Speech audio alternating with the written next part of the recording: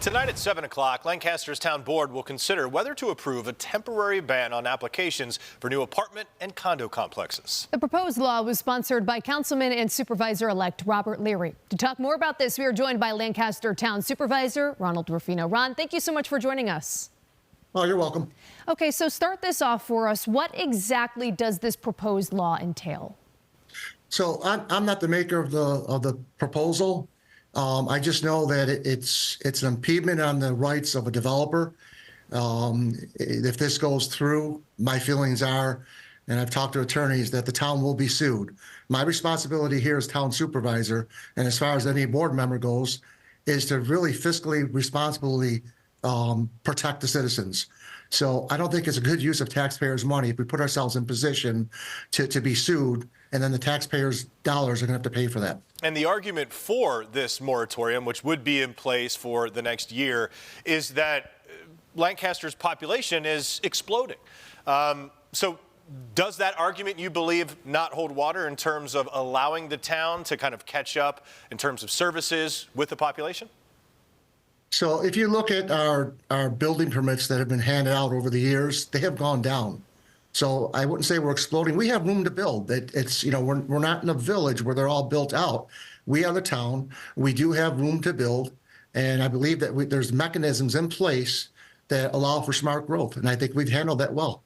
So you've mentioned the lawsuits, and you've also said that this could have a negative ripple effect. What exactly, explain that a little bit, elaborate on that ripple effect. Yeah, for sure. So what we have, and again, we'll talk specifically about the mixed use, such as retail on the bottom and apartments on top. Those seem to be the thing that's trending right now. So if you turn one of those down at this point in the proper location, again, we're not talking about giving them rezones. A town board could deny a rezone without any reason and not be sued. But if these things are, this area is zoned properly and they want to put something like that up and you're stopping them from building, the ripple effect is that the developer will say, we're going to go somewhere else. And they'll build that while this thing probably goes through the courts. So it'll be a win-win for the developer because they'll develop that property somewhere else. And then they're going to take us to the courts and get money on this end as well. So the ripple effect then is you're stopping the retail units from being in there, which is going to bring more commerce into our township and more tax revenue dollars.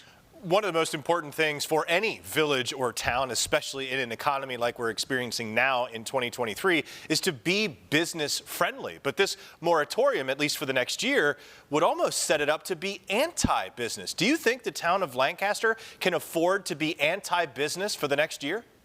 Absolutely not. You know, again, as I said, we're a growing town with services and needs that are increasing. And how do you pay for these services and needs? You know, so yeah, by putting a moratorium on, you're cutting our throats in a sense to a new source of revenue to come into the town.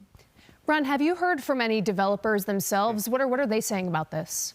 They've come to the public hearings. They've have spoken out against the moratorium and cited reasons. You know, and again, whether they're threatening or not, they're saying lawsuits are going to come, and I firmly believe that they have a right. I went back and researched a case in Amherst. It was Equest, and Amherst lost a $4 million judgment, and also they had to pay interest. So you know, there are cases out there that support you know, turning down development. Now, again, I think the lawsuits are going to come. Let's say, for example, that a company owns a property. Well, I think by putting the moratorium on, okay, a developer owns this property. By putting the moratorium on, you're impeding his right to move forward and progress, which is costing them money. And I think that the town is going to be liable for things like that. Ron, last question for you before we let you go. Logistical one in nature. Tonight's meeting is at 7 o'clock. Will there be a public hearing, or is this just going to be the vote, the period of a vote among the town board? So the public hearing took place already, so 2 weeks ago. So this will be actually, if it continues to, you know, if it's not pulled or tabled, this vote will be on.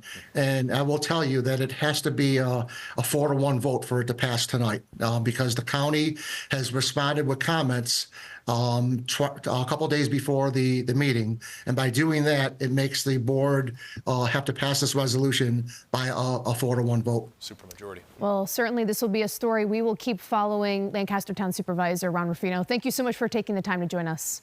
You're welcome. Thank you very much. Thanks, Ron.